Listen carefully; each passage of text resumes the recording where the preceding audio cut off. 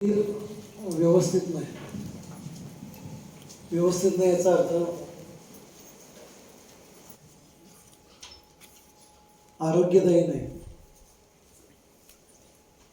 Generally असं वर्ण जर आपण नजर टाकली तर प्रत्येकाचं शरीर व्यवस्थितच वाटतं, सगळे धडधाकट आहे असं वाटतं.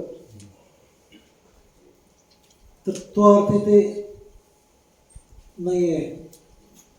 आरोग्यदायी असायला हवं. आणि आरोग्यदायी याचा अर्थ असा, शारीरिक मानसिक लेवलला दोन्ही बाजूने तो सक्षम पाहिजे. शरीर जे आहे ते शरीराच्या ठिकाणी जास्त जडत्व भरलेलं नसावं. आणि ते जितकं जास्त भरेल तितकं तुम्हाला आळस येईल, तितकं तुम्हाला कंटाळा येईल, सामना करायला नको नकोशी वाटते. शरीराच्या ठिकाणी जर जास्त जडत्व निर्माण झालं तर, म्हणून हे प्रकरण निवडले. दुसरी गोष्ट, ह्या प्रकरणामध्ये पूर्वी जे काही विषय झाले ते सगळेच विषय याच्यामध्ये आले. दिव्य बँक असेल, काही असेल, सगळे विषय याच्यामध्ये समाविष्ट आहेत. आणि ह्या विषयांचं चिंतन ह्याच्या पूर्वीच्या अनेक प्रवचनांच्या माध्यमातून बऱ्याच वेळा आपण हे स्थूल मानाने ऐकलेले विषयच आहेत. तर ह्याचं चिंतन, ह्याची चर्चा जास्त करावी लागणार नाही, पटकन हा होऊन जाईल. सगळ्यांना समजण्यासारखं आहे आणि सर्वांच्या जीवनाच्या दृष्टीने अत्यंत महत्त्वाचा विषय आहे. म्हणून शरीर साक्षात परमेश्वर हा ग्रंथ आपण चिंतनासाठी घेतला. ह्या विषयातलं पहिलेच टॉपिक होतं विकृत दृष्टिकोन, जे आतापर्यंतच्या सेशनमध्ये आपण बघितलं. त्याच्यामध्ये शरीराकडे पाहण्याचा जो दृष्टिकोन आहे तो कसा असायला हवा याच्याबद्दल माऊली मार्गदर्शन करतात. याच्या पूर्वी तो कसा होता, आत्ता कसायला हवा, ह्याच्यामधला जो भेद आहे तो आपण पाहण्याचा प्रयत्न केला आणि करतो आहोत. आपण आत्तापर्यंत सुद्धा संकष्टीच्या रूपानं असेल, कुठल्याही कर्मकांडाच्या रूपानं असेल, व्रतवैकल्याच्या रूपानं असेल, शरीराला त्रास आणि त्याची हेळसांड करण्याचाच प्रयत्न केला आहे. अनेक उपवास करत असतो आपण. सोमवारचा वेगळा असतो, मंगळवारची देवी वेगळी असते, बुधवारचा आणखी कोण असतो. प्रत्येक वाराला उपवास करणाऱ्या बऱ्याच महिला आहेत. आठवड्यातून 2-3 वेळा उपवास ठेवणाऱ्या बऱ्याच महिला आहेत. आणि ते करतात, ते देवासाठी करतात असा त्यांचा समज आहे. सद्गुरू म्हणतात, हे देवासाठी हे सगळं करण्याची काही गरज नाही. तुम्ही हे सगळं जे करताय ते भीतीपोटी करताय. देव कुठेतरी आपल्यावरती कोप येईल, त्याचा आपल्यावरती काहीतरी कोप होईल. उतारा टाकणं असेल, अमावस्याचं काहीतरी असेल, तुमचं पौर्णिमेचं काहीतरी असेल, सकाळी देवाला घंटी वाजवणं असेल, काय असेल, तर ते केवळ एक कृत्रिमता म्हणून करतो आपण. एक फक्त भाग जगण्यातला म्हणून ते करतो आपण. त्याच्यामध्ये कुठल्याही प्रकारची आत्मीयता नाही आहे, प्रेम नाही आहे, भक्ती नाही आहे. जसं सकाळी उठल्यानंतर आंघोळ केली जाते, कपडे घातलं जातं, जसं ह्या गोष्टी जशा बनल्यात आपल्या जीवनामध्ये, तसंच देवपूजा झालेली आहे. आंघोळीसारखी, कपडे घालण्यासारखी, चप्पल घालण्यासारखी अशी देवपूजा झालेली आहे. करायचं म्हणून करायचं आहे.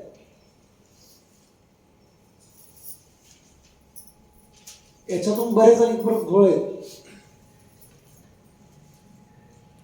हे न समजल्यामुळे खर्च तर एका बाजूने वाढत चाललाय आता सुद्धा, आणि दुसऱ्या बाजूने शरीर प्रकृती पण ढासळत चालले. त्याच्यामुळे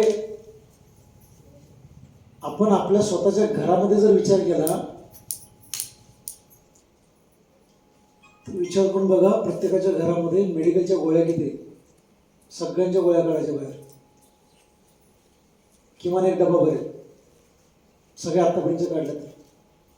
आणि त्याची कॉस्टिंग काढायची किती होते, दररोज किती, महिन्याला किती चाललाय खर्च मेडिकलमध्ये. त्याच्यातून अनेक परिणाम होतात. म्हणजे पैसा चाललाय ते चाललाय, वेळ चाललाय ते चाललाय, दुसऱ्या बाजूला शरीर पण खराब व्हायला लागलंय भरपूर डोसेस घेतल्यामुळे.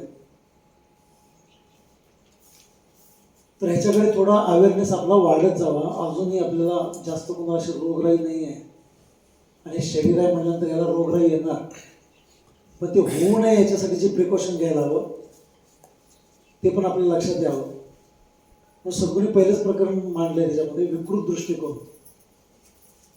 काही ठिकाणी आपण बघितलं की बुवा बाबा शरीराला टोचतात, स्वतःच्या जखमा करून घेतात कारण हे शरीर टाकावं म्हणून. तर तो सगळा दृष्टिकोन सगळं बाजूला करतात आणि नवीन दृष्टिकोन द्यायला. काय दृष्टिकोन द्यायला की ज्याला तू हे टाकाव म्हणतोयस ना, तू ज्याला नाशिवंत म्हणतोयस, ज्याला मिथ्या म्हणतोयस, वास्तविक तेच परमेश्वराचं मंदिर आहे.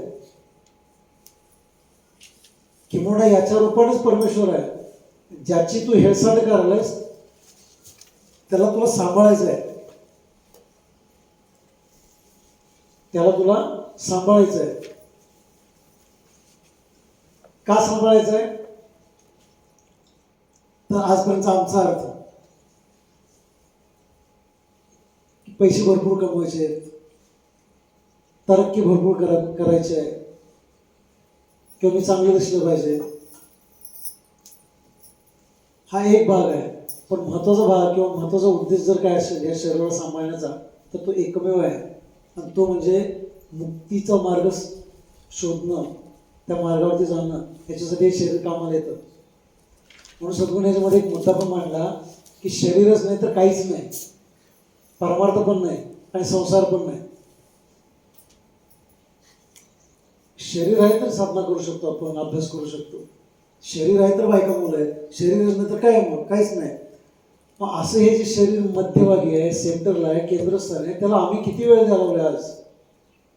किती पहाटे उठतो आम्ही, लवकर उठतो आम्ही, चालायला जातो किंवा योगाभ्यास करतो, व्यायाम करतो. आणि आहाराचं शास्त्र किती बिघडलेलं आहे. जेवताना काय खावं आपण त्याचा प्रसाद म्हणून आपण ते हे पण देतो, काय केळाचं काय करतो आपण, पंचामृत. पण ऍक्च्युली तो प्रसाद आहे काय ते विष आहे ते पण माहित नाही आम्हाला. म्हणजे केवढा अज्ञान आहे. आणि इथे येऊन आपण फक्त ज्ञान घ्यायला हवं, अज्ञान आपल्यातलं बाजूला सरायला हवं. अशा खूप गोष्टी सांगता येण्यासारख्या. आत्ता आपण जीवनात आलेलो आहोत म्हणून बऱ्याच गोष्टी सुटलेत. तुम्ही प्रत्येकाने जर विचार केला तर आम्ही बऱ्याच गोष्टी काय काय करत होतो प्रत्येकाच्या घरामध्ये. कोंबड्या बकऱ्यांचा तर खचच पडत होता. तो आत्ता कुठेतरी सांगून सांगून ठोकं मारून मारून मारून त्या गोष्टी कमी होतात. जेवल्या जेवल्या पाणी पिऊ नका, विष तयार होते त्याचं. हे माहीत नव्हतं. हे जसं इकडे आलो आपण तसं हळूहळू गोष्टी समजत चालले, माहिती होत चालले. मग पहिल्यांदा सद्गुरू इथं दृष्टिकोन देत आहेत, दृष्टी देत आहेत की पहिल्यांदा शरीराकडे बघण्याचा दृष्टिकोन बदला. आणि आत्ताच्या जनरेशननुसार तुम्ही फिट पाहिजेच. फोटो सोडून उपयोग नाही. एकदम असे शरीर अशी पाहिजे, अजित बाबा कसे तसं हलकं पाहिजे, जड नको आहे. आत्ताच्या कंडिशनला, आत्ताच्या वातावरणाला फिट पाहिजे माणूस. तो सुखी आहे. आणि ज्याचं शरीर फिट नाही त्याची दुखणी त्याला विचारा, काय अवस्था त्यांच्या जगण्यातली. पण तर शरीराच्या नावाखाली तप, छळ, त्रास जो काय तो बाजूला सारून शरीराची उपासना करायचं. म्हणजे रामदास स्वामींनी पण सांगितलेलं आहे, बलोपासना त्यावेळी सांगितली जायची. आहार, व्यायाम वगैरे सगळ्या त्या गोष्टी शरीराच्या वरती ते करून घ्यायचे किंवा सांगितले जायचे. त्यानंतर पुढे पोहोचलो आपण परमेश्वर म्हणजे काय, विकृत दृष्टिकोनानंतर तो सांगितला. तो निर्गुण आहे, तो निराकार आहे, तो सगुण आहे, तो साकार पण आहे. निर्गुण, निराकार, सगुण, साकार. तर अशा पद्धतीने तो परमेश्वर असं सांगितलं. पुढे काय म्हणले, सर्वत्र ईश्वर. हा जो निर्गुण निराकार जो परमेश्वर आहे तो सर्वत्र कसा प्रगट झाला, वेगवेगळ्या आकाराने, रूपाने तो सर्वत्र प्रगट आहे हे त्याच्यामध्ये आपण बघितलं. त्याच्यानंतर पुढे नैसर्गिक पद्धतशीर व्यवस्था, जी व्यवस्था निर्माण झाली त्या व्यवस्थेच्या रूपाने तो कसा प्रगट झालेला आहे. तेही आपण त्याच्यामध्ये पाहण्याचा प्रयत्न केला. आणि सगळं पाहत असताना मूळ विषयावरती आलो आपण की शरीर साक्षात परमेश्वर. हे शरीर त्या परमेश्वराची जिवंत मूर्ती आहे. इथपर्यंत आपण आलो. निर्गुण निराकारापासून ते डायरेक्ट इकडे, ज्याची आपण हेळसांड करत होतो, ज्याच्याकडे आपण चुकीच्या भावनेने चुकीच्या दृष्टिकोनातून पाहत होतो, हे शरीरच साक्षात परमेश्वराची मूर्ती आहे. मी सांगितलं, सद्गुरू बोलले आणि तुम्हाला ती दृष्टी प्राप्त झाली, असं होत नाही. हे सतत वाचावं लागतं, त्या संबंधाने सतत ऐकावं लागतं, हे सतत चिंतन करावं लागतं, त्यावेळी दृष्टी प्राप्त होत असते. एका वाचनाने एका शिबिराने होण्यासारखं नाही. त्याचाच एक भाग म्हणून आहे. हे सतत गोष्टी कामावरती पडत गेल्या पाहिजे. पुढे बघितलं आपण, शरीर एक दिव्य कॉम्प्युटर आहे. त्याच्यामध्ये बघितलं आपण फिडिंग. आणि फिडिंग 2 लेवलला घडत असतं. पहिलं फिडिंग घडतं स्वतःला आणि दुसरं फिडिंग घडतं समोरच्याला. याच्यामध्ये आपल्या लेवलला जे काही फिडिंग घडतं ते ज्या क्षणी विचार करतो त्या क्षणी घडतं, ज्या क्षणी उच्चार करतो त्या क्षणी घडतं, आणि ज्या क्षणी आपण कर्म करत असतो त्या क्षणी त्याचं फिडिंग होतच असतं. तुम्ही म्हणाल मनातल्या मनात आम्ही विचार करतो. विचार तर दिसू शकतात. मी बोललो, तुम्हाला फिडिंग झालं, त्याचा परिणाम तिकडे होतो. पण आतल्यात मी विचार करतो, त्याचा कसा काय परिणाम होतो स्वतःवरती, स्वतःच्या शरीरावरती त्याचा परिणाम होतो. आणि ज्याच्याबद्दल विचार करत आहात, ज्याच्याबद्दल तुमच्या मनामध्ये कल्पना भावना निर्माण व्हायला लागल्या, इनडायरेक्टली त्या माणसाला ते फिडिंग पोचतच.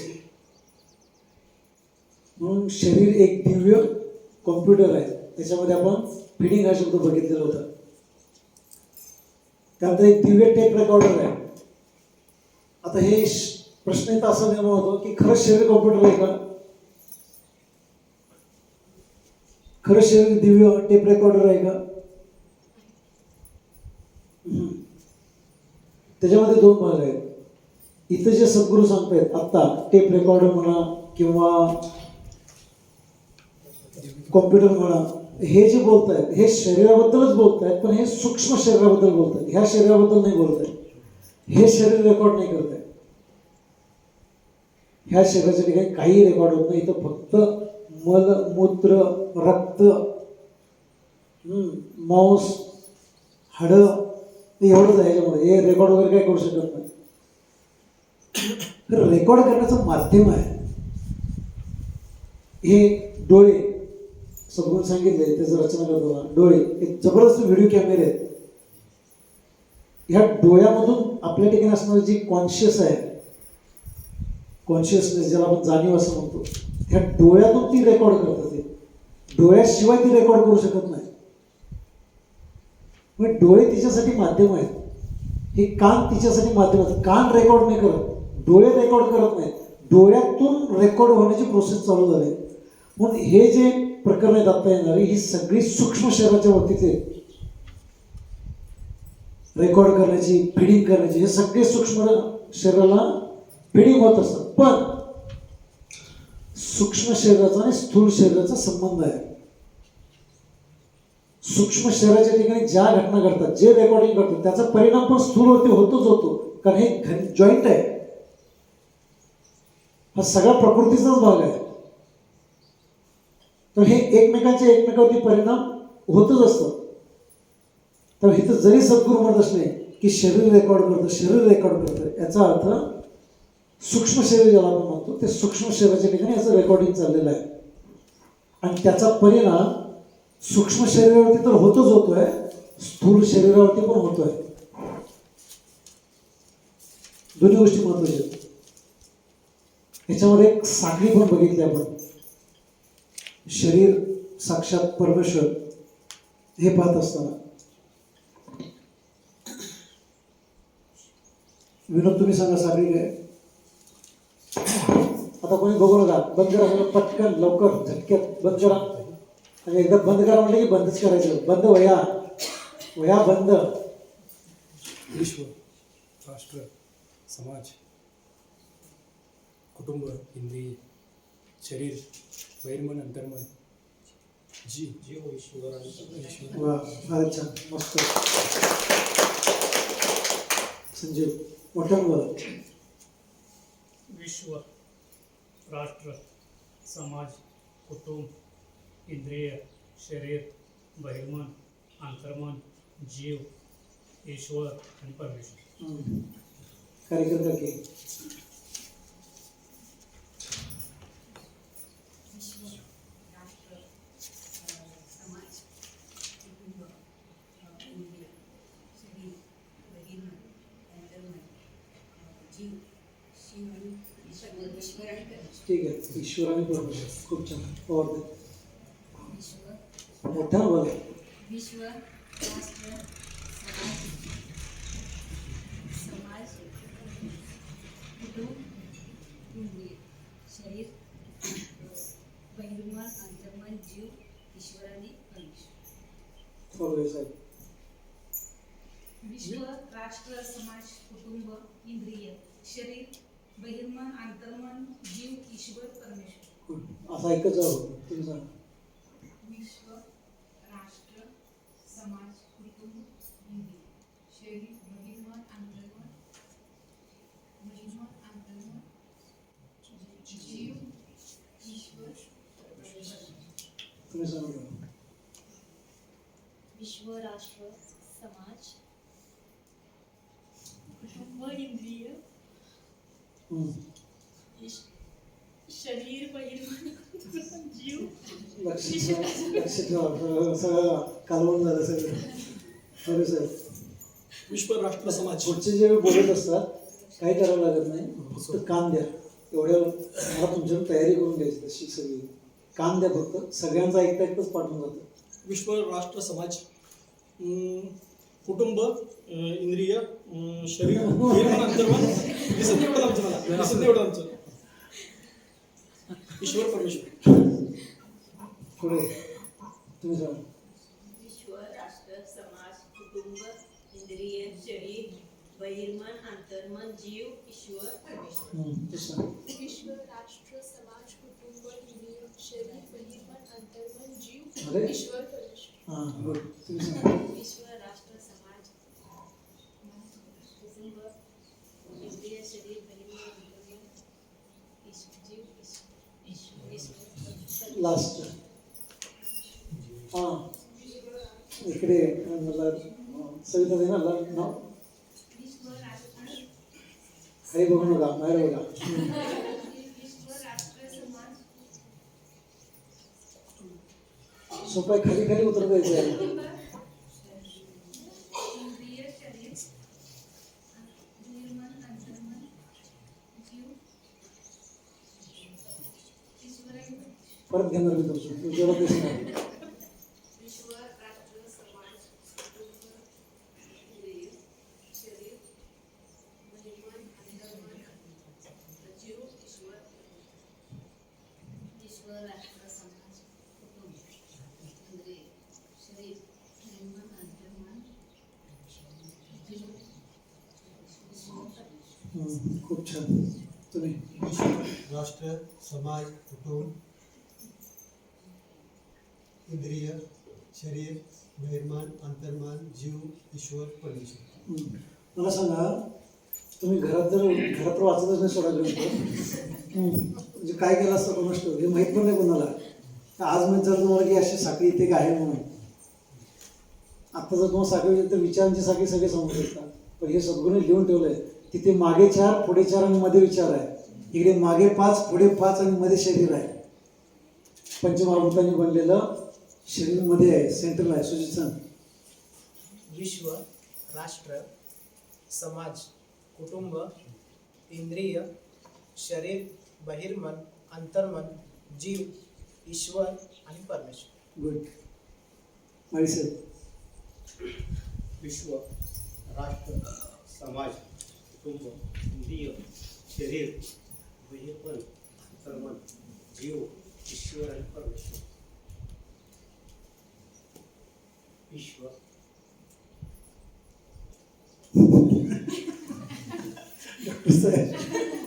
विश्व राष्ट्र समाज कुटुंब शरीर इंद्रिय शरीर बहिर्मन अंतर्मन जीव ईश्वर परमेश्वर. गुड. कोणचं मागच्या जन्मात काय सांगायचं नाही. आत्ताच सांगायचं आहे. कमान. विश्व राष्ट्र समाज कुटुंब ईश्वर इंद्रिय ईश्वर बहिर्मन. सगळं भेळ झाली तयार. परत लक्षात ठेवा व्यवस्थित. विश्व राष्ट्र समाज कुटुंब इंद्रिय शरीर बहिर्मन अंतर्मन जीव ईश्वर परमेश्वर.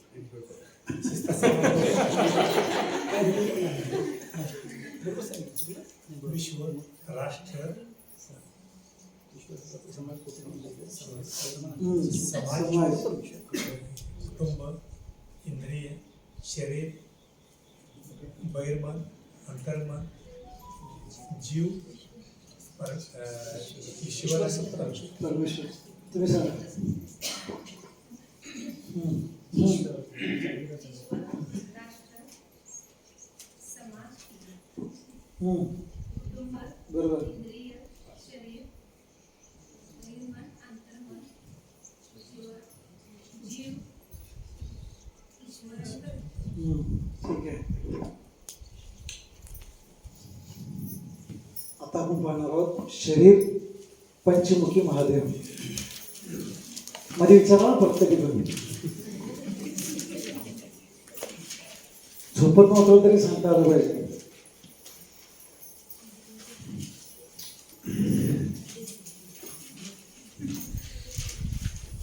शरीर पंचमुखी महादेव हेडिंग द्या. त्याच्यामध्ये काय सांगताय? मानवी शरीर म्हणजे प्रत्यक्षात पंचमुखी महादेव आहे. पृथ्वी आग तेज वायू आणि आकाश ही सर्व पंचमहाभूते नसून पंचमहादेव आहेत. त्यांना काय म्हणलेलं आहे? पंचमहादेव आहे. याचे यथार्थ वर्णन वर केलेलेच आहे. वास्तविक पंचमहादेवांचा सुंदर व सुरेख मेळ होतो तेव्हाच अनंतकोटी ब्रह्मांडाचा खेळ सुरू होतो. वा वा वा. वाक्य आहे असं लिखाण पाहिजे. पंचमहादेवांचा सुंदर व सुरेख मेळ होतो तेव्हाच अनंतकोटी ब्रह्मांडाचा खेळ सुरू होतो. हे सर्व पंचमहादेव मानवी शरीराच्या ठिकाणी वास करून राहिलेले आहेत. जेव्हा प्रलय होतो तेव्हा पृथ्वी पाण्यात विरघळते. पाणी तेजात अदृश्य होते. तेज वायूत अंतर्धान पावते व वायू आकाशात गुप्त होतो. याच्या उलट उदय होतो तेव्हा आकाशातून वायू निर्माण होतो. वायूतून तेज निर्माण होतं. तेजातून पाणी निर्माण होतं. पाण्यातून पृथ्वी निर्माण होते. असा हा पंचमहादेवांचा क्रम आणि पराक्रम आहे. क्रम आणि पराक्रम आहे.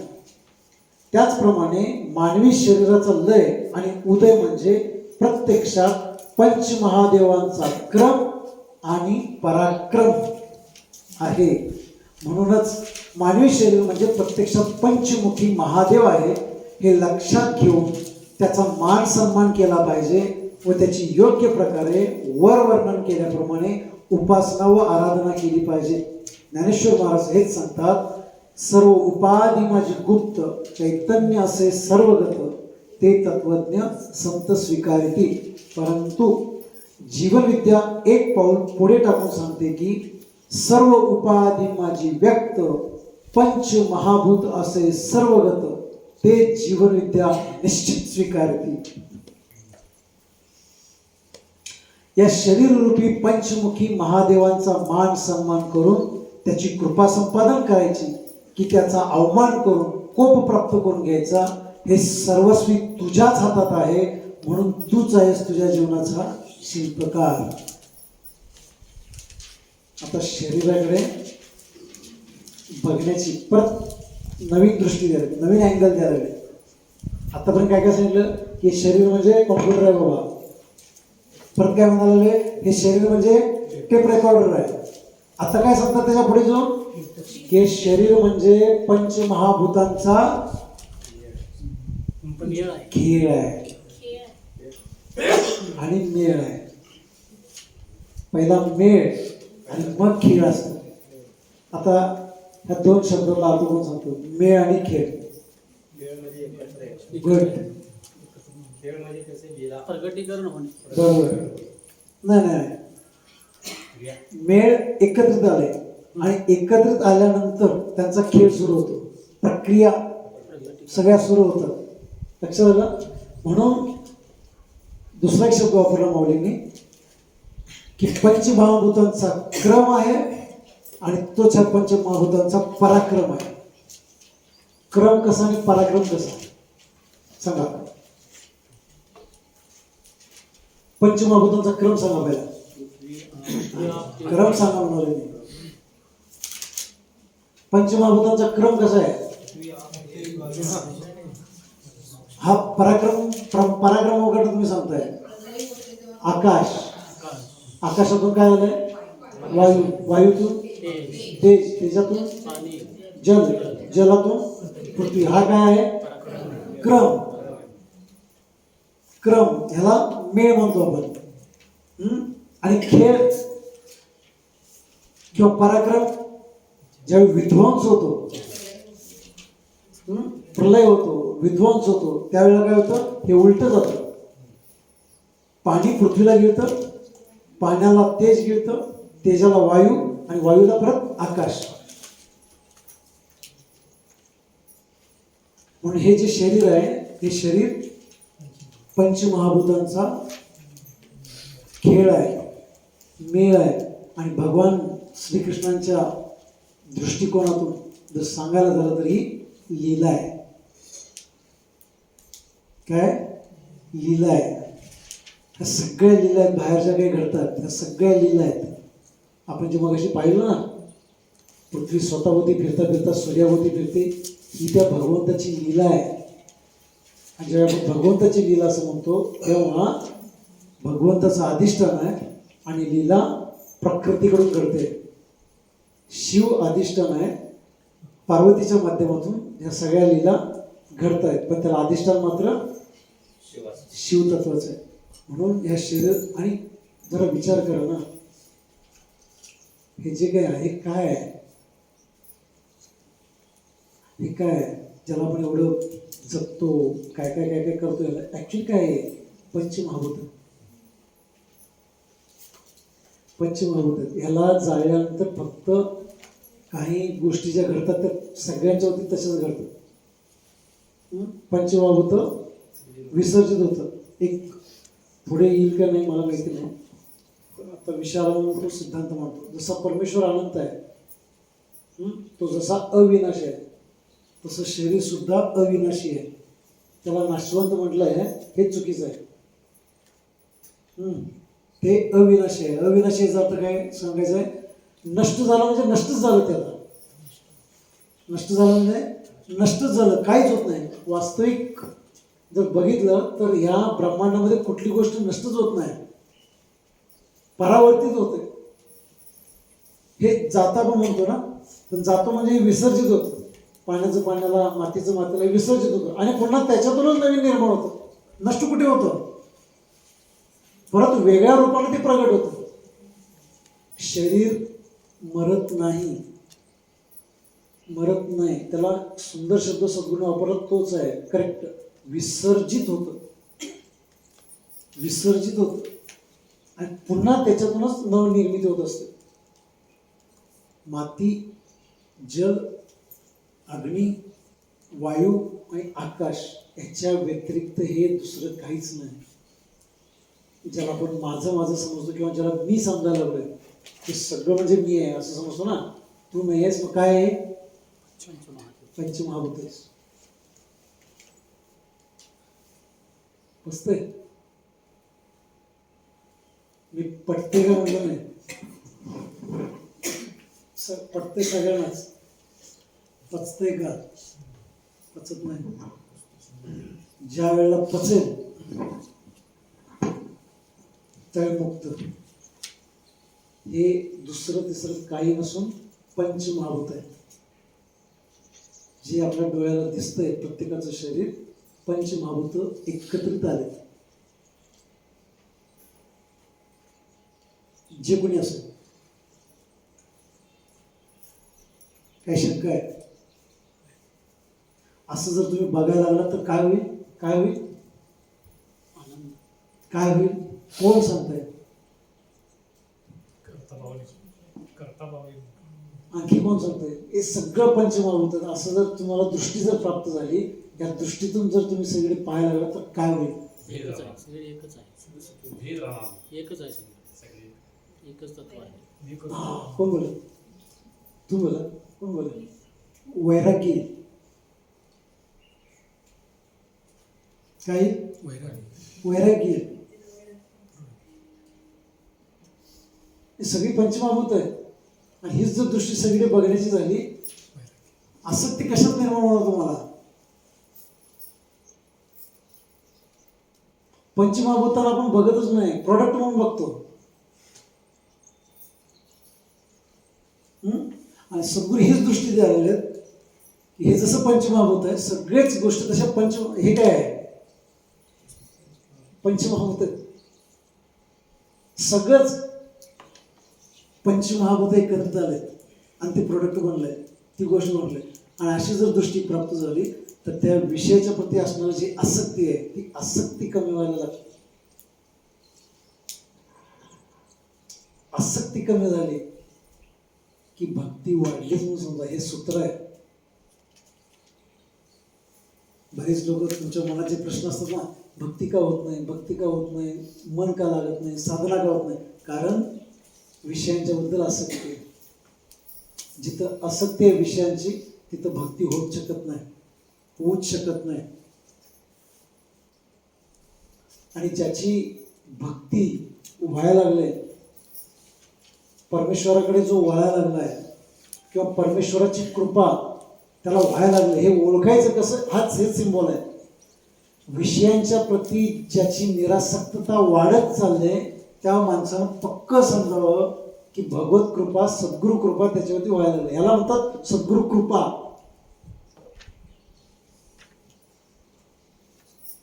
आम्ही वेगळाच समजत होतो. आता ज्या आपण समजून घेतले त्या चुकीच्यात असं नाही, ते स्थूल मानाने बरोबर आहे, स्थूल मानाने. पण खरी सद्गुरूची कृपा ही आहे, विषयांच्या प्रती आसक्ती कमी होत जाणं आणि भगवंताची आसक्ती जोडली. आता भक्ती ज्याला आपण म्हणतो ना, हे दुसरं तिसरं काही नसून आसक्तीच आहे. किती सुंदर आहे ना. एक मिनिट, विषयाला कंटिन्यू म्हणून मग विचारा. हे आसक्तीच आहे. ज्यावेळी विषयांची आसक्ती जास्त असते त्यावेळी आपण जंत असतो, रोगी असतो. आणि हीच आसक्ती ज्यावेळी विषयातून उठते आणि परमेश्वराकडे चिकटते, स्वरूपाकडे लागते, आसक्ती, स्वरूपाची आसक्ती ज्यावेळी निर्माण होते त्यावेळेला ती भक्ती. आसक्ती दोन्हीकडे आहे. आसक्ती ज्यावेळी स्वरूपाकडे झुकते त्यावेळी ती भक्ती, आणि हीच आसक्ती ज्यावेळी विषयाकडे झुकते त्यावेळी तो संसार. संसार कशाला म्हणायचा आणि परमार्थ कशाला म्हणायचा? आसक्तीचा अर्थ काय? आवड, हे त्याचे फार वरचे शब्द आहेत. आसक्तीला परफेक्ट काय सांगता येईल?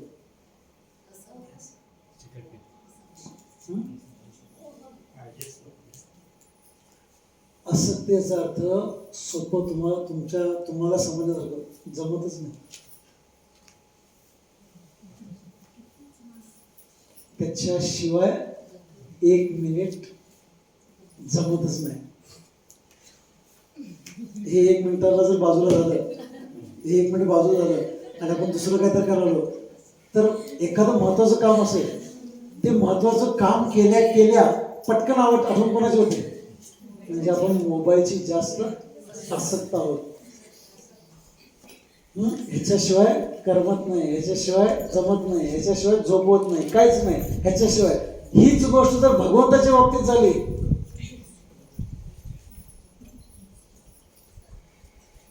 जे साधक असतात ना, आता साधक आणि बाधक. बाधक काय करतो माहिती का, एखादं काहीतरी महत्वाचं काम असेल, काय चाललंय, एखादं काहीतरी महत्वाचं काम असेल, ते पटकन आवरला की पटकन मोबाईलमध्ये शिरतो किंवा टी व्ही बघतो किंवा झोपून जाते, हे बाधक. आणि साधक कोणते एकदा काम आवरलं असं होतं त्याला, आणि काम आवरला खोलीत जाऊन बसतो.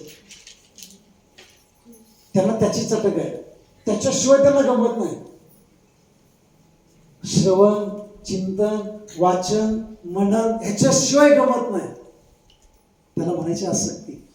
पण आसक्ती कुणीकडे झुकले ह्याच्यावरती अवलंबून आहे की संसार करताय का परमार्थ करताय.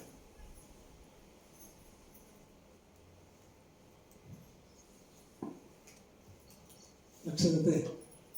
आणि जोपर्यंत आसक्ती बाहेर आहे, विषयांच्याकडे, समाजाकडे, कनक, कांता, कीर्ती, प्रतिष्ठा, संपत्ती, इथे जोपर्यंत आसक्ती आहे तोपर्यंत आतला प्रवास नाही. आणि एकदा आतला प्रवास झाला की तुम्ही बाहेरचे विषय सगळे भोगत असता, सगळ्या विषयाचा भोग करत असता, पण त्यात तुम्ही आसक्त नसता.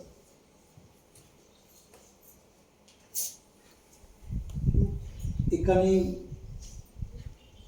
प्रश्न विचारला होता, ते पुण्याचे सद्गुरू आहेत शंकर महाराज म्हणून, ते मद्यपान करायचे. मी बोललो याच्या अगोदर पण.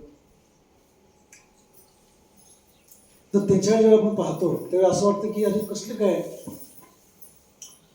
ते त्या विषयाचा जरी भोग घेत असले, मी फक्त उदाहरण दाखल घ्यायला आहे, आदर्श म्हणून समोर ठेवत नाही, ते जरी त्या विषयाचा भोग घेत असले तरी त्यांची अवस्था अशी असते, आत्ता सोड म्हणलं सोडलं, विषय संपला. तसं आपलं होत नाही, आपलं होत नाही. आपण मगरीसारखे चिकटून राहतो. ते मोकळे असतात, सुट्टे असतात पूर्ण आतून. म्हणजे कुठलाही विषय त्या साधकाला बाधू शकत नाही. पण आपण जे विषय असतात ते आपल्याला बांधून टाकतात. आणि जे खरे साधक असतात त्यांना विषय बांधून, ते विषयाचा भोग घेतात पण विषय बांधू शकत नाही. जगण्यासाठी तर भोग घ्यायला पाहिजे, पण विषय त्यांना बांधू शकत नाही. आपल्याला मात्र विषयाने बांधलेला आहे. हा फरक आहे.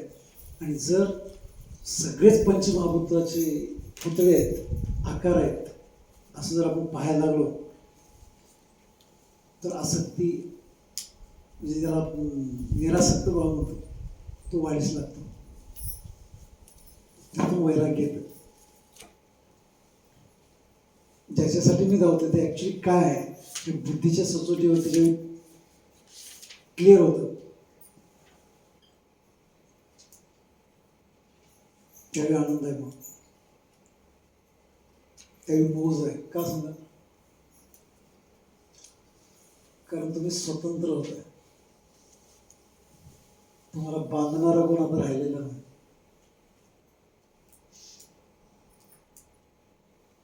तुम्ही कुठे अडकून राहत नाही, मोकळे होत.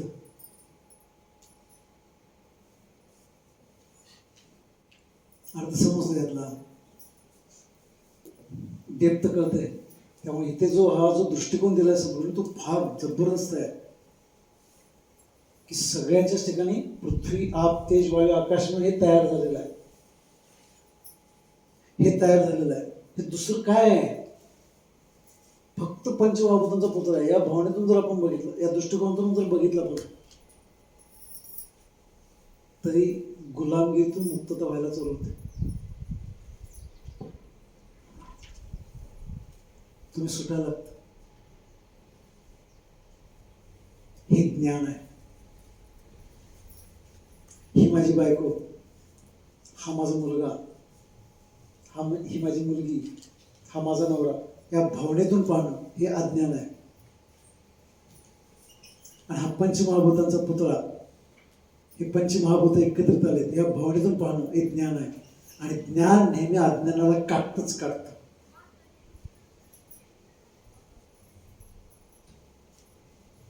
त्यामुळे ह्या दृष्टिकोनातून पहा.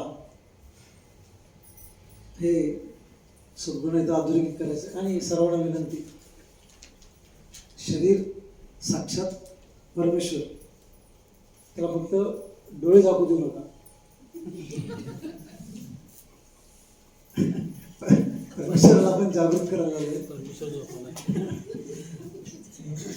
माया विलक्षण आहे. तिच्याकडे आता कसं व्हायला हळूहळू सरकार आल्यात. सकाळी काय नव्हतं, जरा ठीक आहे, विकृत दृष्टिकोन आपण आता हळूहळू गुत्ती खोलायला लागले सगळे. मग झोप आणायला लावणार ती. त्यामुळे तिला जरा बाजूला ठेवा. आणि तशी जर कोणाला त्रास देत असेल माया, आता हात वरती करा पडतो. सगळ्यांना उभं करू आपण. त्यामुळे हा मुद्दा फार उद्या लंच टाइम 4 वाजता ठेवू. हो. तर शरीर म्हणजे काय? पंचमहाभूतांचं मेळ आहे. मेळ आहे. योगाचा शब्द आला प्रश्न म्हणजे माझ्या हाताला सांगायला की पटकीचा रोग आलेला होता आणि संसर्गजन्य रोग असल्यामुळे सगळेच आजारी पडायचे. मग एका महिलेचा नवरा आजारी पडला, तो मेला. परत तिची 2 मुलं आजारी पडली आणि तिनं भावकीला शेजाऱ्यांना सांगितलं की त्याला म्हणजे धन द्यायला जायला सांगितलं. आणि ती त्या 2 मुलांना घेऊन धावत दवाखान्याकडे म्हणजे 4 किलोमीटर दवाखाना आहे आणि तिकडे ती धावत चालल्या. धावत जात असताना तिचा लहान मुलगा पण तिच्या खांद्यावर असताना तो पण मरण पावतो. मग आता मेलेल्याकडे बघायचं काय चांगलं आहे, त्याच्याकडे बघायचं, त्याला दवाखान्यात न्यायचं म्हणून ती त्या मेलेल्या मुलाला खाली झोपून पालापाचोळा अंगावर टाकून परत धाव घेते दवाखान्याकडे. तिथं गेल्यानंतर डॉक्टरांच्या टेबलवर ठेवल्यानंतर थोडंसं डॉक्टर बघाल्यानंतर तिला बरं वाटते की डॉक्टर आता म्हणजे हे आहेत, ह्या मुलाला बघायला हे आहेत. डॉक्टरांना ती काय म्हणते की मी जाऊन येऊ का जरा, डॉक्टर साहेब मी जाऊन येऊ का. डॉक्टर म्हणतात तुम्हाला काय वाटतंय का नाही, तुम्ही आई आहे का कोण आहे, तुमचा मुलगा मरणाच्या दारात उभा आहे आणि तुम्ही मी जाऊन येऊ का. मग ती आई म्हणते की डॉक्टर साहेब याला तुम्ही तरी आहात, पण जो मृत्यूमुखी पडलाय, जो मेलाय, त्याला कुठे पडली लागली, काहीतरी खाती म्हणजे मी तिकडं जातो. भक्ती योगाशी असा शब्द आला होता. मला काही कळलं नाही की म्हणजे ह्याबद्दल भक्ती योग हा त्याच्यामध्ये शब्द आला होता. ते थोडंसं क्लिक झालं. मग मी हे उदाहरण म्हणजे काय याच्यातून त्याला काय म्हणायचं ह्याच्याशी रिलेटेड किंवा भक्ती योगाशी हे उदाहरण कसं, आता कोणी सांगितलं हे उदाहरण, ते कसं त्याने रिलेट केलं ते बघायला पाहिजे. त्यामध्ये तो भक्तियोग शब्द होता आणि तो भक्ती असा त्या सामन्यामध्ये भक्तियोग शब्द होता. माहित नाही आता त्याने तो कसा रिलेट केलेला आहे गोष्ट वगैरे. तर ती कथा ऐकायला पाहिजे, गोष्ट व्यवस्थित, मग ती कळेल. कथेतलं काय सगळं गोष्ट असतो. ठीक आहे, आपण पुढे जाऊया. शरीर एक तीर्थक्षेत्र.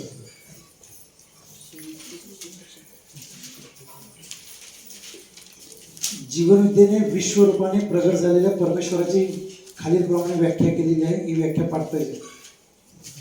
निसर्ग नियमांसहित स्वयंचलित, स्वयंनियंत्रित, नैसर्गिक पद्धतशीर दिव्य व्यवस्था म्हणजे परमेश्वर. निर्गुण, निराकार, अव्यक्त, सर्वव्यापक चैतन्य शक्ती विश्वरूपाने अनंत रूपे, अनंत वेशे अशा प्रकारे सर्वत्र सगुण, साकार व व्यक्त होते. या संदर्भात तुकाराम महाराज सांगतात, नर नारी बाळे अवघा नारायण ऐसे माझे मन करी देवा. आणि भगवान श्रीकृष्ण भगवद्गीतेमध्ये हेच सांगतात, अहम सर्वस्य प्रभो मत्तः सर्व प्रवर्तते इति मत्वा भजन्ते माम बुधा भाव समन्विता. म्हणूनच वर म्हटल्याप्रमाणे मानवी शरीर रूपाने प्रत्यक्ष परमेश्वरच प्रगट झालेला आहे. परमेश्वराची केलेली वरील व्याख्या मानवी शरीराला सुद्धा तंतोतंत लागू पडते. मानवी शरीर हे निसर्ग नियमाने बद्ध आहे. ते स्वयंचलित आहे, ते स्वयंनियंत्रित आहे व ते नैसर्गिक असून त्या ठिकाणी पद्धतशीर व्यवस्था असलेली दिसून येते. तुकाराम महाराज हे सांगतात, देह ही पंढरी आत्मा हा विठ्ठल, नांदतो केवळ पांडुरंग. नामदेव महाराज पण हे सांगतात, काया ही पंढरी आत्मा पांडुरंग, करीत असे संग अहर्निशी. शरीराकडे आणखीन एका निराळ्या दृष्टिकोनातून पाहता येईल.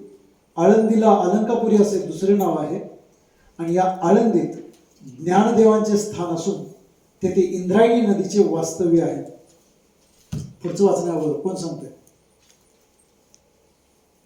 अलंकापुरी किंवा त्याला काय म्हणलं, इंद्रायणी. आळंदी आळंदी आळंदी ज्ञानदेव आणि इंद्रायणी. कोण सांगतं इथं कसं आहे?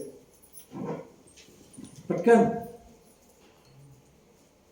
3 गोष्टी इथं कशात सांगायचे? आळंदी, ज्ञानदेव आणि इंद्रायणी. ते सगळ्यांना माहिती झालं. शरीर पुढे 2 महत्वाचे झाले. हा हा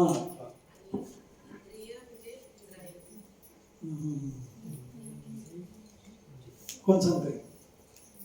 गाडी अशी अशी बघली जरा पटकन.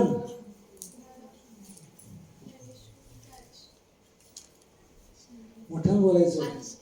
काय असं सांगतो, तुम्ही जे मुले आहेत की नाही असं शाय होता, संकोच करता आणि काय असतं की बोलले चुकलं तर हसले, एवढंच होत आहे. आणि इथं हसणाऱ्यापैकी कोण नाही, कारण सगळ्यांना माहित आहे, म्हणजे माझ्या सकट सगळ्यांमध्ये सगळे जात नाही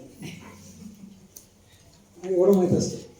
त्यामुळे संकोच न करता जे मनात असं बोलायचं, खणखणीत विचारायचं. त्याच्यातून काय होतं, आत्मविश्वास चांगला वाटतो, डेव्हलप होतो. आणि हसण्याची किंवा विचारण्याची एकदा सवय लागली की मग आपण भीत बसत नाही.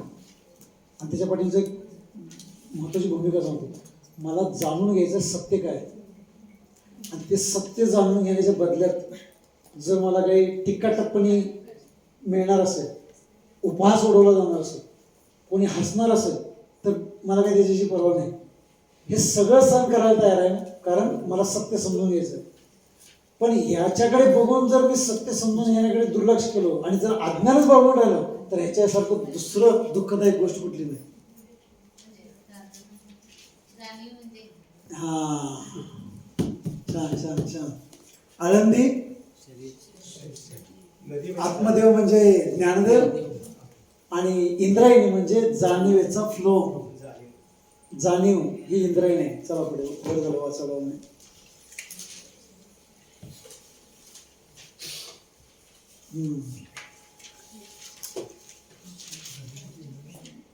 अलंकापुरी आहे. पंचकर्मेंद्रिय, पंचज्ञानेंद्रिय, 4 अंतरेंद्रिय, पंचप्राण वगैरे अलंकाराने हे मानवी शरीर सुंदर पद्धतीने अलंकृत झालेले आहे. पंचकर्मेंद्रिय कोणकोणती? विनोद, पंचकर्मेंद्रिय सांगा. कोण विनोद आहे? विनोद तुम्ही मला बघू तर त्या, तुम्हाला कर्मेंद्रिय तर माहिती काय, हे उगाच आम्ही जीवन मला खरंच बघायचं आहे. बघी देवा, जे काही दिसते ते सगळं घेतात.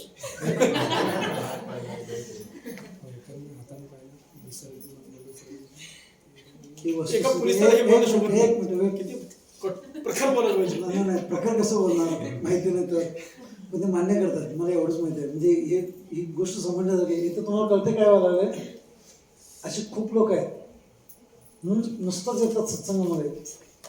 आम्ही सद्गुणचे अमुक आहोत तमुक आहोत, ठीक आहे, पण वास्तविक काहीच माहिती नसतं.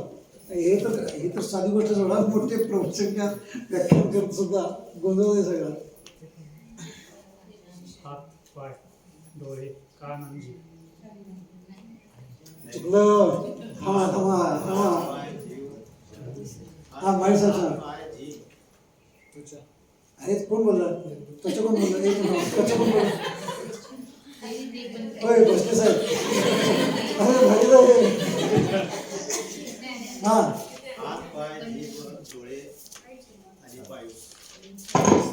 पुढे हा कार्यकर्ते. हा हात, पाय, वाचा म्हणजे जीव, पायू आणि उपस्थ. हे लक्षात ठेवा.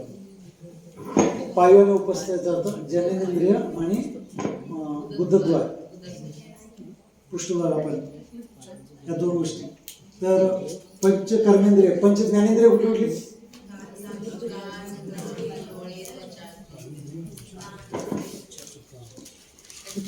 पंच ज्ञानेंद्रिय कुठली कुठली? आता सांगा गोष्टी सर तुमचं आहे. लिहून घ्या. कर्मेंद्रिय लिहून घ्या. हात, पाय, जीभ, पायू आणि उपस्थ. मला वाटतंय उपस्थ म्हणजे जननेंद्रिय आणि पायू म्हणजे गुदद्वार.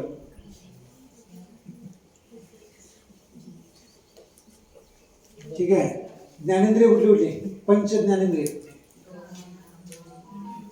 अरे थांबा.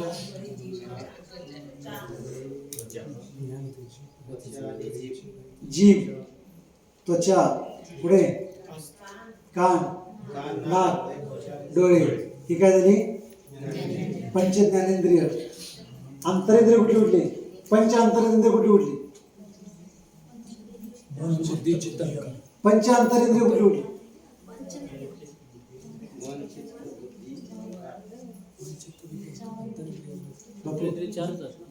ते विचारा की प्रश्न चुकीचा आहे. पंचांतरिंद्रिय चार आहे.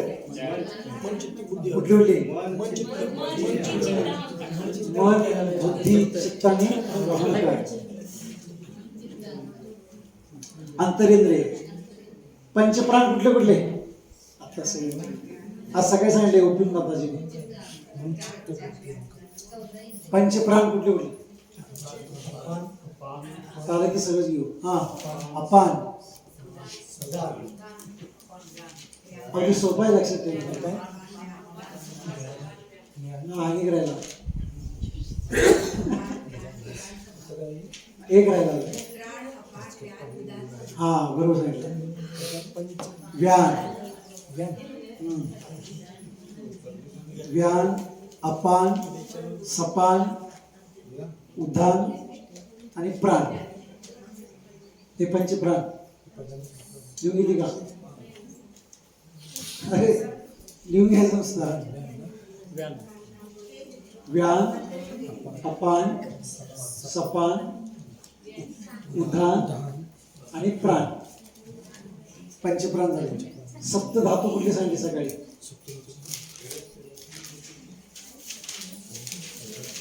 सप्त धातू कुठले सांगले? फार फार फार प्रश्न विचारले.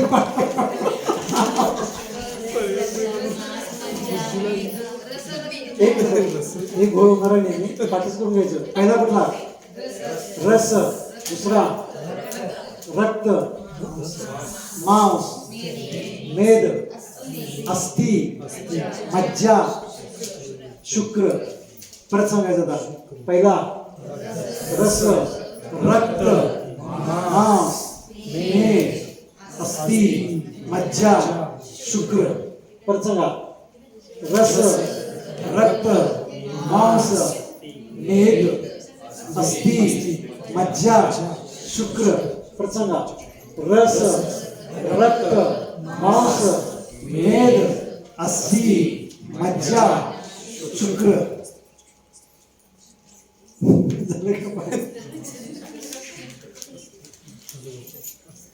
सांगा. रस, रक्त, मांस, रस, रक्त, मांस, मेद, अस्थि, शुक्र, मज्जा. सांगा. रस, रक्त, मांस, मेद, अस्थि, मज्जा, शुक्र. सांगा. रस, रस, रक्त, मेद, मांस, मेद, अस्थि, मज्जा, शुक्र. शुक्र सर. रस, मेद, एक राहिलंय. मांस. काढायचं.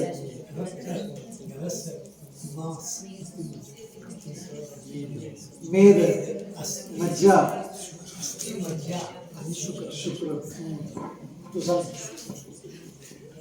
रस रक्त मेद अस्थि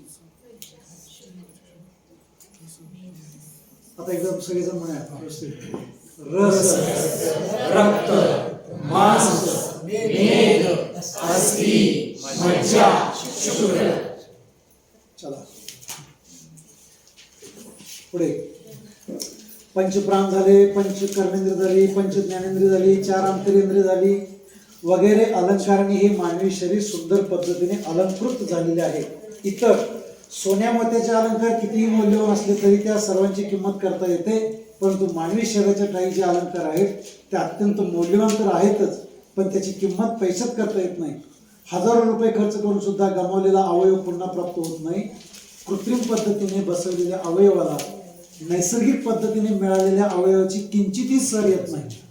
अशा या अलौकिक मानवी शरीराच्या अलंकापुरीत स्वानंद स्वरूप ज्ञानदेव वास करीत असून, बाबा काय लिखाण आहे कसं केले बघा.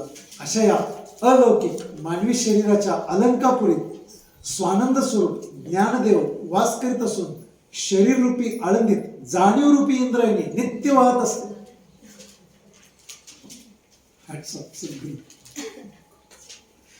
जाणीवरूपी इंद्रायणी नित्य वाहत असते. थोडक्यात मानवी शरीर हे एक विलक्षण तीर्थक्षेत्र आहे. जावा कुठे जातात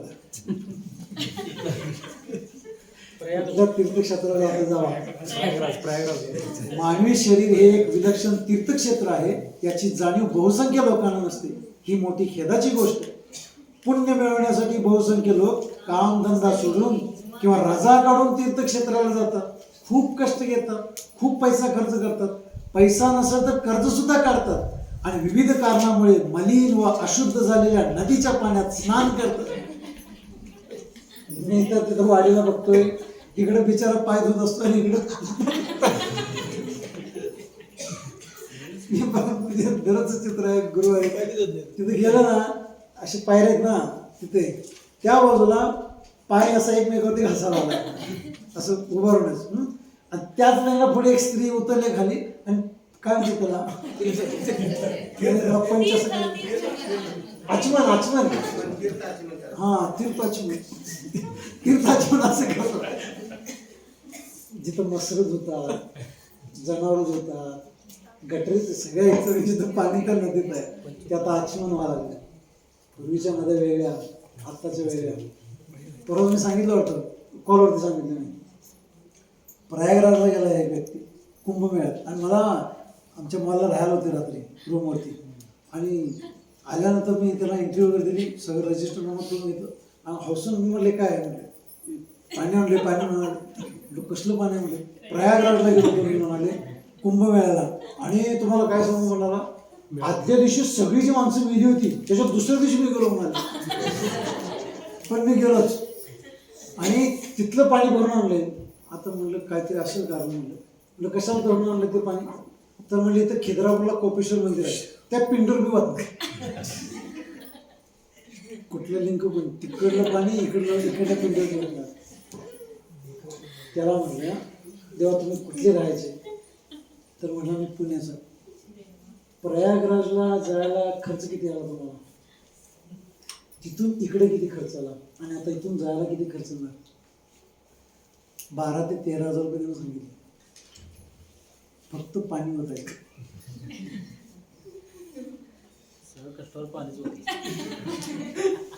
एका झाडाला 1 ग्लास पाणी घातलं तर जास्त पुण्य मिळालं. खूप चांगलं झालं. पाणी घाललं काय ते पण घालते, झाड लावणार नाहीत पण. सगळ्याचा मुद्दा ही शिकलेली माणसं आहेत आणि यांच्यापेक्षा आपली काय वाईट वेगळी अवस्था नाही. थोड्याशा प्रकरण अशीच आहे. आम्ही गणपतीचा हारा गडा पाण्यातच टाकणार, नदीतच टाकणार. सगळे कलरचे गणपती आम्ही घेणार, रासायनिक जबरदस्त, ते पाण्यातच टाकणार आम्ही, तेच पाणी आम्ही पिणार. त्यात कुठेच आपली बुद्धिमत्ता आम्ही वापरत नाही. काही फरक नाही ह्याच्यामध्ये बाकीच्या गोष्टींच्या मध्ये. आणि ह्याच्यावरून भांडणं होतात मोठीच्या मोठी. आणि जे बुद्धिमान आहेत त्यांना खराच देव समजलाय, ते काय करतात, एकनाथ महाराजांनी गंगेशने घालून आणले घरात, वडिलांना देता येईल म्हणून. शेवटी त्यांची शेवटची अवस्था होती. आणि एक गाढव रस्त्याकडेला त्याला पाणी मिळत होतं आणि ते तळमळत होतं पाण्याचं. बरीच लोक जात होते पण त्यावेळी बघायला कोणी तयार नाही. एकनाथ महाराजांनी गंगेशनं आणलेली आपल्या वडिलांच्यासाठी आणलेली अख्खी घागर गाढवाच्या तोंडात रिकामी केली. ही आहे भक्ती. ह्याला म्हणतात ज्ञानी माणूस, बुद्धिवान माणूस. आमच्या बुद्धीने कुठे घाणवतच टाकलं सगळं. किती पैसा खर्च होतो मध्ये तीर्थयात्रेला, उपासनापासना, कर्मकांडांना. इथं षटकार मारले. ही आळंदी आहे, ही पंढरपूर आहे, अलंकापुरी आहे, इंद्रायणी आहे. इथं त्यात स्नान करा ना. प्रयागराज, इथं कुंभ आहे. हे कुंभ आहे माहिती आहे? कुंभ बघितलं का नाही? कुठे बघितला कुंभ बाबा आपण सांग. अरे जो कुंभ मेळा म्हणतो ना, तो कुंभ मेळा इथं आहे. पंचमहाभूत एकत्रित आलेत म्हणायला कुंभ म्हणतात. आणि त्या पंचमहाभूतांचा मेळा इथं चाललाय. हाच कुंभ मेळा आहे. हे ज्याला समजलं नाही, ज्ञानी लोक पण जातातच की प्रयागराज. हा, पण जाण्यापाठीमागे त्यांचं इंटेन्शन हे वेगळं आहे. आणि अज्ञानी लोकांचं जाण्याचं इंटेन्शन वेगळं आहे. त्यांच्या त्यांच्या ठिकाणी त्यांचं ते ज्ञानच की. हा, त्यांच्या त्यांच्या ठिकाणी त्यांचं ज्ञानच ते आहे. ते सांगतोय म्हणून. पण आपण जरा उंचीवर आहे ना. आपण मध्ये आहे. अरे होय, ते पण खरंच आहे. आम्ही तर बरोबर नाही करत. बरोबर बोलले त्या. आपण मध्येच लटकालो नाही. आणि आम्हाला एक सोपी गोष्ट सद्गुरू करून ठेवली. काय माहिती काय? त्यांचं नाव फक्त घ्यायचं आणि आम्ही मध्येच लटकायचं. फार कोणीकडे जायचं नाही, फक्त मध्ये लटकायचं तेवढं.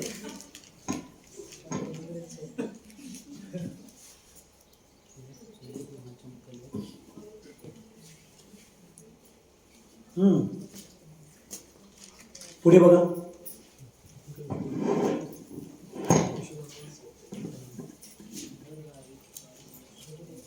आता विषयाला सांगतो, चुकीने आपण अज्ञान किंवा चुकीचा मेसेज जाऊ नये. प्रयागराज म्हणा, तीर्थक्षेत्र म्हणा, या ठिकाणी जावं की न जावं असा प्रश्न मी म्हणू शकतो. जरूर जायला हवं, पण त्याच्या पाठीमागचा भाव आणि उद्देश वेगळा असायला हवा. जसं की वृंदावन, आपलं आत्ता परवा आमच्या एवढीलाच म्हणाले ऋषिकेशला पावन म्हणून येते. स्वामी विवेकानंदांच्या पासूनचे आजपर्यंत मोठ्यातले मोठे जे ऋषी होऊन गेले त्यातले म्हणजे याज्ञवल्क ऋषी आणि व्यासमुनी याच्या गुहा अजूनही तिथे आहेत. की तिथं जिथं ते समाधीला बसले होते, साधनेला बसले होते, तिथं अशी बरीच क्षेत्र आहेत. तर तिथं जाऊन ऊर्जा मिळते, ती प्रेरणा मिळते की आपणही असं व्हावं, ह्यांच्यासारखं आपण करू शकतो, ही प्रेरणा मिळते. त्याच्याकरता म्हणून जायचं आहे. आपल्याला काहीतरी भौतिकरित्या मिळतंय ह्याच्याकरता तीर्थयात्रेला जायचं नाही, काही मागण्यासाठी जायचं नाही. गुरुने सांगितले आयुष्यातलं तीर्थयात्रा करा, फक्त एकदा जावा आणि तिथली भौगोलिक परिस्थिती, माणसाचं राहणीमान काय आहे फक्त जाण्यासाठी जावा. बरोबर, देवासाठी म्हणून नको. बरोबर. आणि ते पण एक वेळच भौगोलिक बघण्यासाठीच फक्त. आता इथं आपण एवढे आलो, किती जण लोक असतात वेगवेगळ्या प्रकारचे ना, वेगवेगळ्या घरातून आले. प्रत्येकाचं राहणीमान वेगळं आहे, बोलणं वेगळं आहे, संस्कार वेगळे, सगळं वेगळं आहे. जग पाहता येतं, बघता येतं. आपण कधी घरातून बाहेरच पडलो नाही. म्हणून मी मुलींना बऱ्याच वेळा सांगते, इथं असलेल्या पण, लग्नाच्या अगोदर निम्मा भारत तरी फिरायलाच पाहिजे. मस्त आहे. सुरुवात आमच्यापासून होणारच आहे. पुढे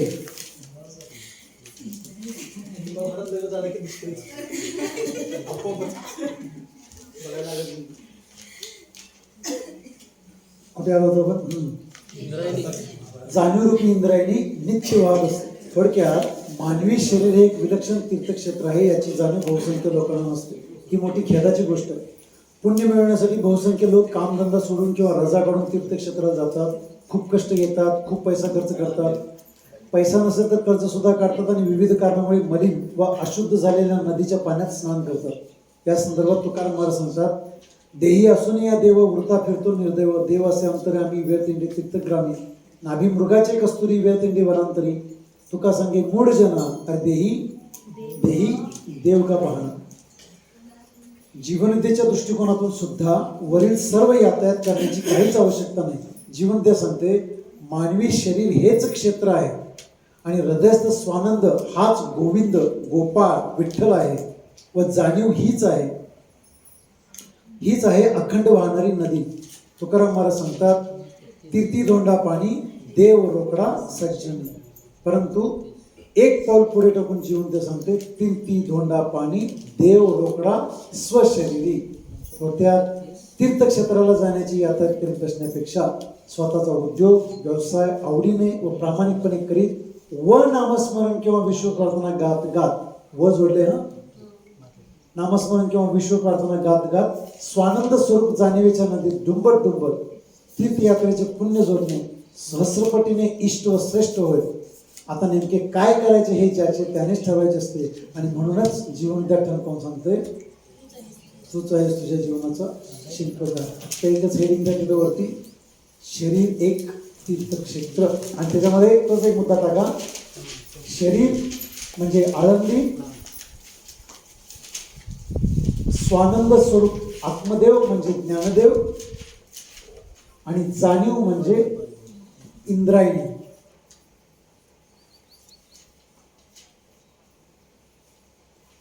शरीर आळंदी स्वानंद स्वरूप आत्मदेव म्हणजे ज्ञानदेव आणि याच शरीराच्या ठिकाणी जी जाणीव नांदते ती जाणीव म्हणजे इंद्रायणी नदी.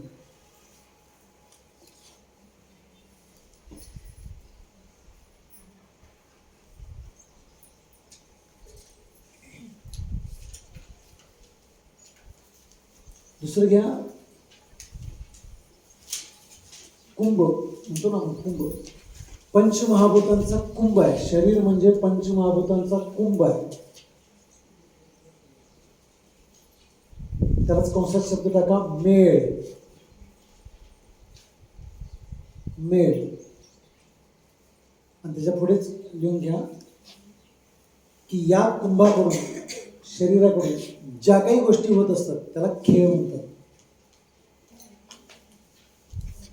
या कुंभाकडून म्हणजे शरीराकडून ज्या काही गोष्टी घडतात होतात तो खेळ आहे. खेळ मेळ आणि खेळ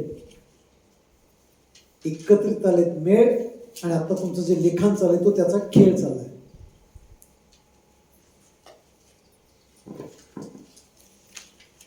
नेक्स्ट टॉपिक वरती जातो आपण. शरीर एक महान चमत्कार.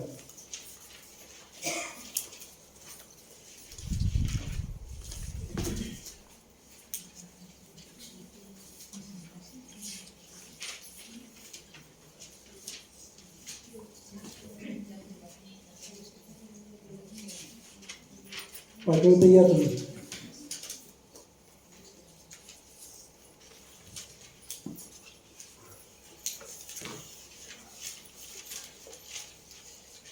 मोठ्याने शिस्तीत वाचा.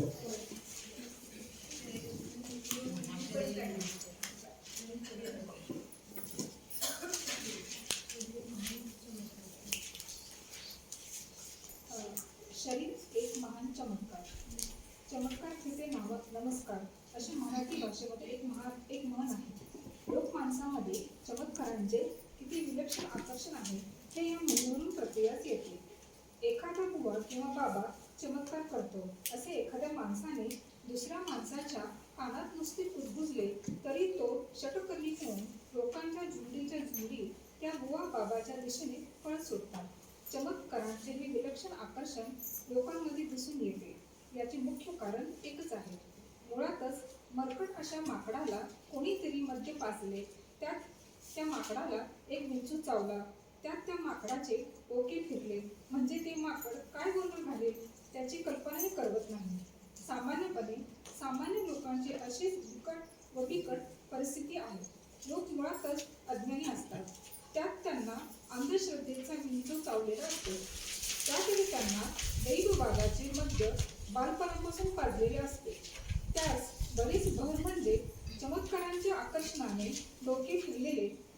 परिस्थितीत लोकांच्या जीवनात काय गोंधळ माजेल याची कल्पनाच केलेली बरी.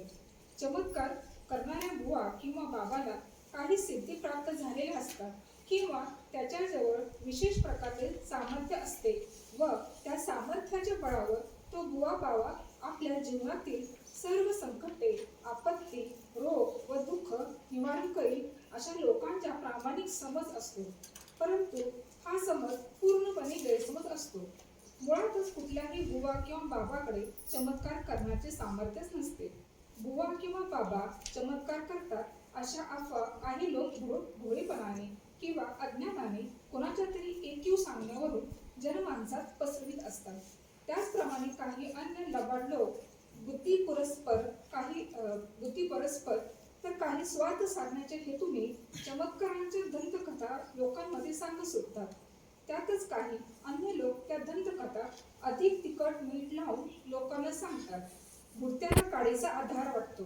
त्याचप्रमाणे संसारात आपत्ती विपत्तीने गांजून गेलेल्या लोकांना चमत्कार करणारा बाबा एक फार मोठा आधार वाटतो. काडीचा आधार जसा बुडत्याला उपयोगी पडत नाही, त्याचप्रमाणे बुवा बाबांचा आधार संसारात गांजून गेलेल्या माणसांना उपयोगी पडत नाही. उलट बुडत्याचा पाय खोला त्याप्रमाणे संसारात गांजून गेलेल्या माणसांची परिस्थिती अधिकच चिघळत जाते व सरते शेवटी हे भोळे भाबडे लोक त्या बुवा बाबांकडून मागिले जातात. काही बुवा बाबा हा चलाखीचे प्रयोग चमत्कार करतात तर अन्य काही बुवा बाबा नजरबंदीचे प्रयोग चमत्कार करतात. अशा तऱ्हेचे प्रयोग किंवा चमत्कार लोकांच्या जीवनातील कुठल्याही प्रकारच्या समस्या सोडविण्यास समर्थ नसतात. या संदर्भात जीवनविद्येचे आगळे आणि वेगळे मार्गदर्शन आहे.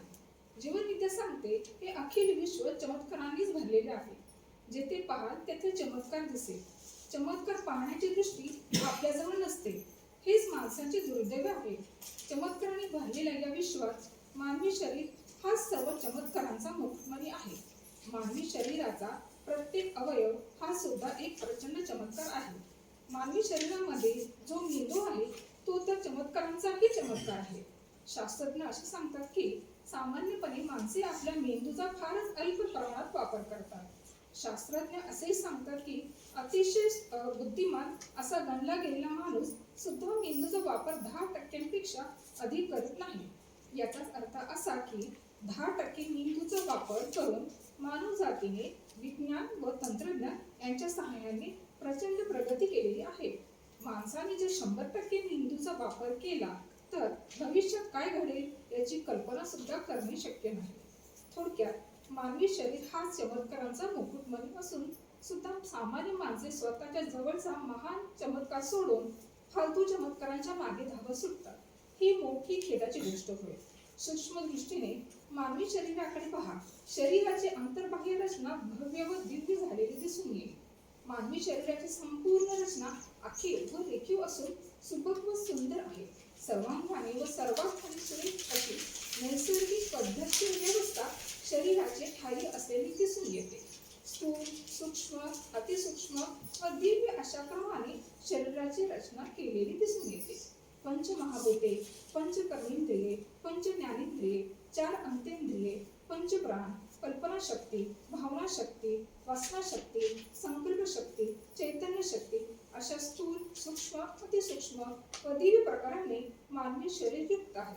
थोडक्यात मानवी शरीर म्हणजे चमत्कारांचा सागर आहे. इतकेच नव्हे तर मानवी जीवनातील सर्व समस्या सोडविण्याचे प्रचंड सामर्थ्य मानवी शरीरातच वास करते. अज्ञान, अंधश्रद्धा, अहंकार त्यांच्या आहारी गेलेल्या माणसाला त्याच्या जवळच असलेल्या दिव्य शरीराची जाणीव असते. हेच त्याचे दुर्दैव होय. अशा या दिव्य शरीराची योग्य प्रकारे सेवा करायची की अज्ञानाच्या आहारी जाऊन त्याचा द्वेष करायचा हे आपणच ठरवायचे असते. म्हणून जीवनविद्या सांगते तूच आहे तुझ्या जीवनाचा शिल्पकार. छान. हे सहज समजण्यासारखं आहे, सोपं आहे. याच्यामध्ये स्पष्टीकरण देण्याची पण काही आवश्यकता नाही. इथे फक्त एकच मुद्दा असं पूर्ण मांडावंसं वाटतं पहा की बुवा बाबा जे चमत्कार करतात ते आम्हाला खूप भारी वाटतं आणि तिकडे आपण धावतो. म्हणून सुरुवातीला सांगितलं सद्गुरूंनी की जिथं चमत्कार तिथं नमस्कार. ही एक वास्तविक जगातली टेंडन्सी आहे. पण चमत्कार तोपर्यंतच असतो जोपर्यंत त्याच्या पाठीमागचं सायन्स समजत नाही तोपर्यंत. त्याच्या पाठीमागचं शास्त्र किंवा रहस्य समजलं की तो चमत्कारच राहत नाही. आता ही दुसरी वेगळा एक अँगल पर्स्पेक्टिव्ह सद्गुरूंनी आपल्याला देण्याचा प्रयत्न केला आहे की शरीराकडे आता तुम्ही ह्या दृष्टिकोनातून पहा की तुम्हाला जगातले चमत्कार भारी वाटतात ना, तर हाच चमत्कार केवढा आहे बघा. पापणी मिटली रे मिटली की आतून पाण्याचा स्त्राव येतो लगेच. थोडा चमत्कार आणि कोण बटन पण दाबत नाही. पापणी मिटली की आतमध्ये पाण्याचा स्त्राव येतो आणि बुबळ स्वच्छ करून जातो. अंगठ्याला ठेच लागली की डोळ्यातून पाणी येतं. थोडा चमत्कार हे कसं करतं? हे सगळं विलक्षण आहे. दररोज रक्त निर्माण व्हायला लागलंय. कुठून? काल निर्माण झालेलं रक्त गेलं कुठे? परवा निर्माण झालेलं रक्त गेलं कुठे? आणि लहानपणी जे रक्त निर्माण झालं होतं ते गेलं कुठे? या शहरातून जातं तर कुठेच दिसलं नाही. आणि शास्त्रज्ञ तर सांगतात की आपल्या शहरामध्ये दररोज नवीन रक्त निर्माण होतं, पण जुनं रक्त चाललंय कुठे? ते बाहेर पण पडत नाही. त्याचं विघटन होतं कसं? हे चमत्कारांचा चमत्कार आहे. हे मानवी शरीर अद्भुत आहे, विलक्षण आहे. तर ह्या चमत्काराकडे तुम्ही जाऊ. ते बोवा बाबा करतात त्या चमत्कारांना जास्त महत्त्व देऊ नका. त्यात काय अर्थ नाही. ते हात चलाकीचे प्रयोग असतात, बाकी काय नाही. पुढे शरीर एक कल्पतरू. त्याच्यामध्ये तुम्ही काय लिहिणार? त्या ह्याच्यामध्ये शरीर एक चमत्कार. काय लिहिणार त्याच्यामध्ये?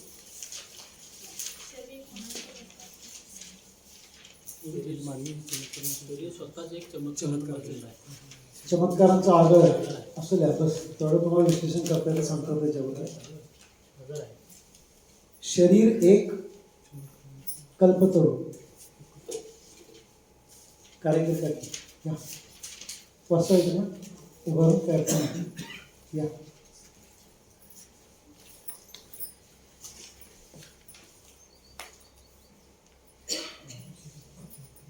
हे सगळं विचारलं जाणार आहे तुम्हाला इथेच. पुढे उभारून ह्यातला कुठलाही एक मुद्दा सांगितला जाईल आणि त्या मुद्द्यावरती सद्गुरूंनी काय सांगितलं हे सांगा असं विचारलं जाईल. शरीर एक कल्पतरू. पुराणात कल्पतरू नावाच्या वृक्षाची माहिती कथित केलेली आहे. या वृक्षाची कथा विलक्षण आहे. या संदर्भात ज्ञानेश्वर महाराज सांगतात, कल्पवृक्षातली जो कोणी बेसला काय उणे त्याला सांगा द्यायची. याचा अर्थ असा की कल्पवृक्षाच्या खाली जो बसेल आणि जो जे मागेल ते त्याला प्राप्त होईल. पुराणातील हा कल्पवृक्ष माणसाच्या जीवनात मानवी शरीर रूपाने प्रत्यक्ष हजर आहे.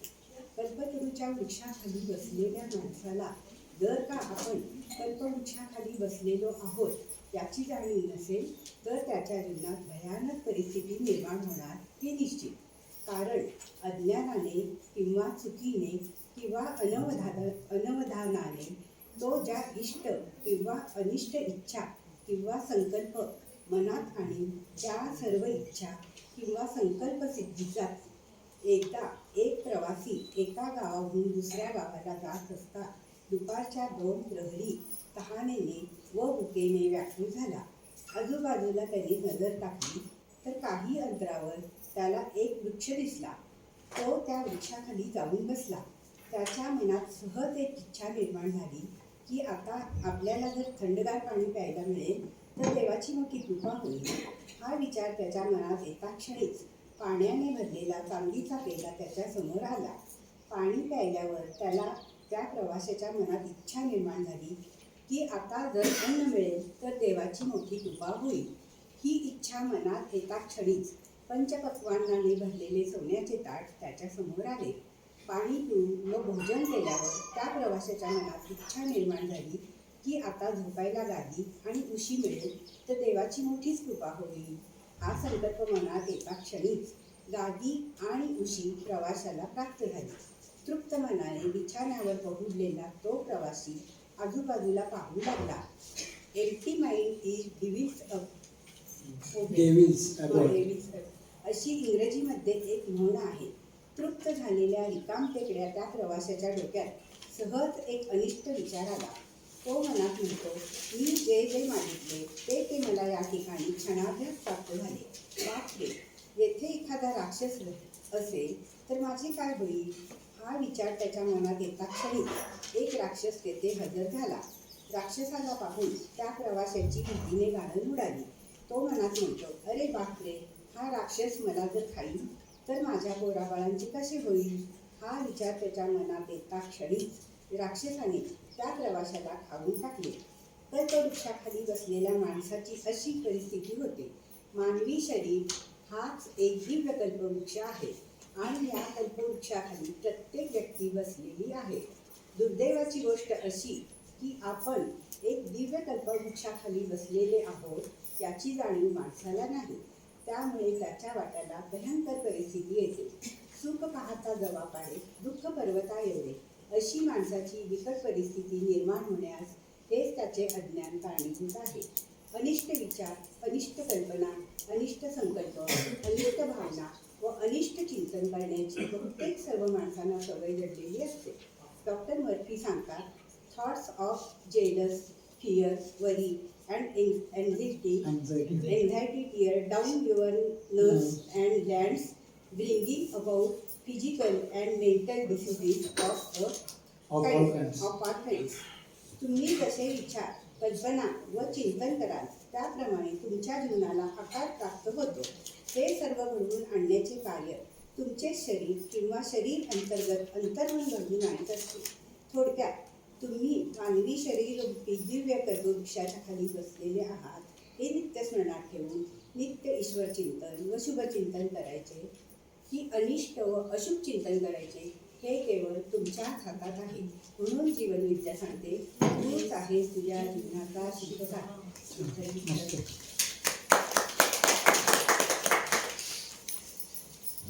आपण नवीन अँगल दिला परत.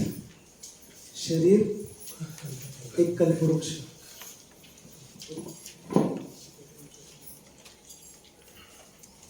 थोडं उभे राहा.